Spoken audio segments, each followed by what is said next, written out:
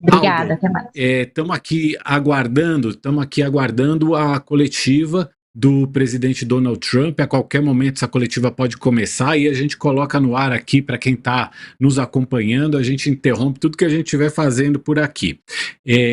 Queria suas primeiras análises, Aldo, sobre tudo isso que aconteceu hoje na Venezuela.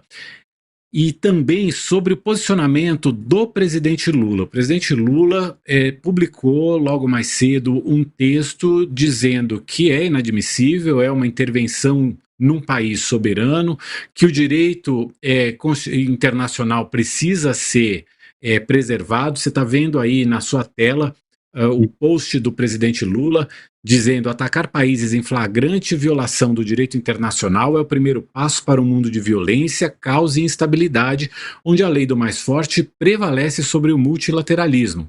A condenação ao uso da força é consistente com a posição que o Brasil sempre tem adotado em situações recentes em outros países e regiões. A ação lembra os piores momentos da interferência na política da América Latina e do Caribe e ameaça a preservação da região como zona de paz. Esses aí são trechos da publicação do presidente Lula. Agora, professor Aldo, o presidente Lula nesse texto não menciona Donald Trump e não menciona os Estados Unidos. Tem aí um jogo político sendo jogado. Olá, Mauro. Olá, todo mundo que está acompanhando a UOL. Eu acho assim que o Lula está pisando, em certo sentido, em cacos de vidro, né? Ele teve toda uma relação histórica com o Maduro, depois meio que se afastou, principalmente nas últimas eleições, que todo mundo disse que foram eleições fraudadas. O Brasil tinha feito um acordo de acompanhamento de eleições lá que não foi observado, e isso determinou um afastamento do Lula em relação ao regime do Maduro. E, por outro lado, temos todo o contexto de conflito com o Trump em relação ao tarifaço e num momento de reaproximação entre Trump e Lula, né? De aproximação, aliás, e também de reaproximação entre Estados Unidos e do Brasil.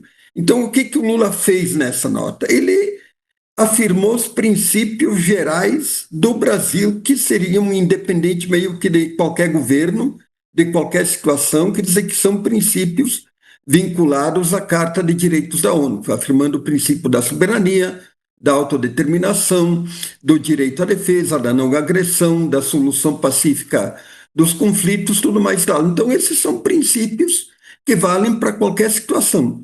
E não mencionou nem o Trump e nem o Maduro. Então, fica claro assim que há um jogo político, uma tentativa de não ferir suscetibilidades, digamos assim, e eu acho até que o Brasil demorou para reagir. Por exemplo, governos como o da Colômbia, claro que a Colômbia está mais imediatamente afetada pelos acontecimentos, mas se manifestou cedo. O Gustavo Petro, que é o presidente da Colômbia, falou que o Conselho de Ministros lá estava reunido desde as 3 da manhã.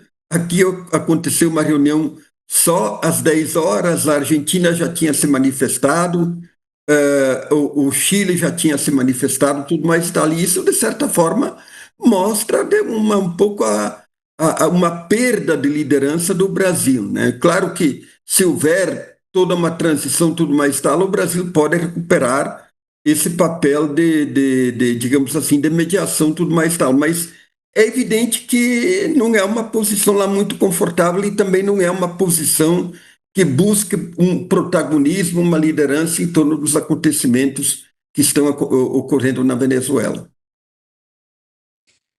E aí, Aldo, a gente precisaria destacar dois fatores, né? Primeiro, essa política intervencionista do governo Trump mostrando Sim. querendo mostrar para o mundo que a América Latina é quintal mesmo dos Estados Unidos e que os Estados Unidos fazem o que bem entenderem aqui, inclusive depor um presidente, por mais que seja um ditador, por mais que meio mundo não tenha reconhecido a eleição de Nicolás Maduro.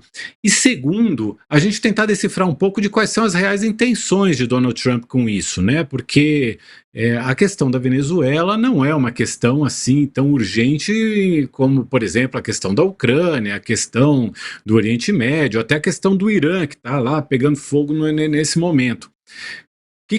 Qual que é a tua leitura sobre as intenções de Donald Trump e essa política intervencionista?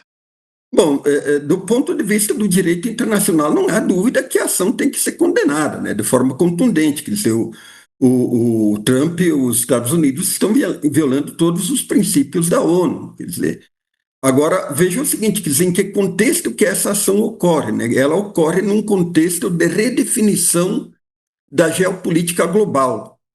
E eu diria o seguinte, quer dizer, nós vivemos um colapso, isso já vem se arrastando já há alguns anos, do sistema internacional que emergiu do pós-Segunda Guerra e depois do fim da Guerra Fria.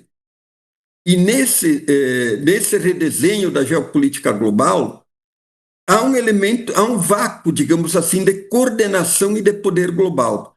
E nesse vácuo, quer dizer, vale a força. Quer dizer, então, a força ela tenta definir os conflitos, assim como o conflito na Ucrânia, tem conflitos, vários conflitos na África, alguns conflitos na Ásia, tudo mais e tal.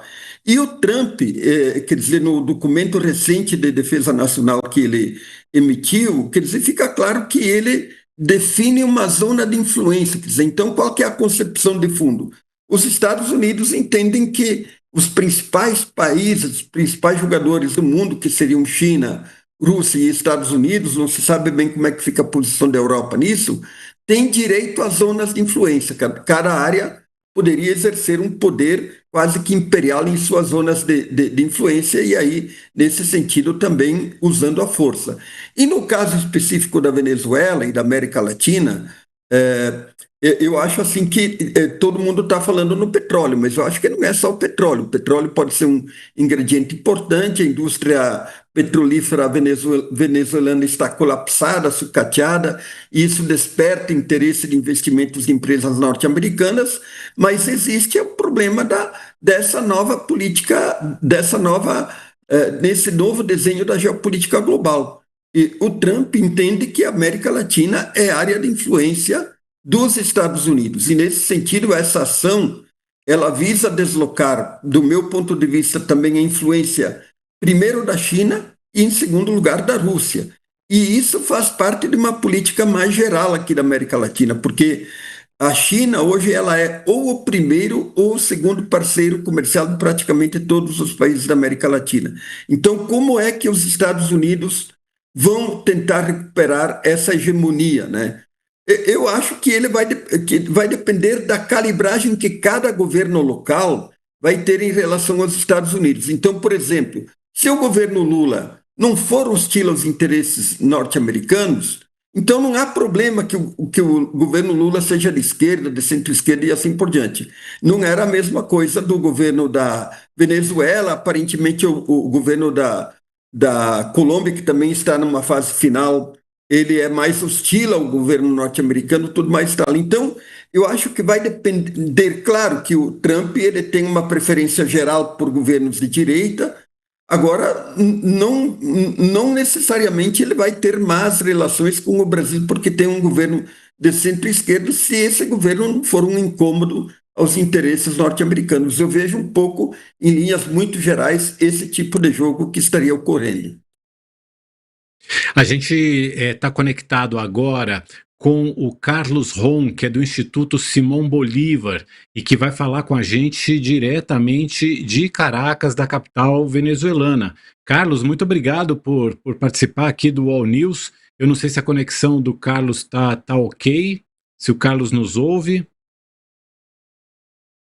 Aparentemente travou a conexão do Carlos, a gente já retoma o contato com ele para nos passar um panorama de como é que está a situação nesse momento na capital venezuelana. E a gente vai lembrando a você que nos acompanha no canal UOL, seja no canal na TV a cabo, ou então na internet, no YouTube, que nós estamos aguardando essa entrevista coletiva que vai ser dada pelo presidente dos Estados Unidos, Donald Trump, diretamente lá do resort dele, em Mar-a-Lago, na Flórida, trazendo mais detalhes sobre essa operação militar que aconteceu logo cedo hoje na Venezuela e que depôs o presidente, o ditador venezuelano Nicolás Maduro.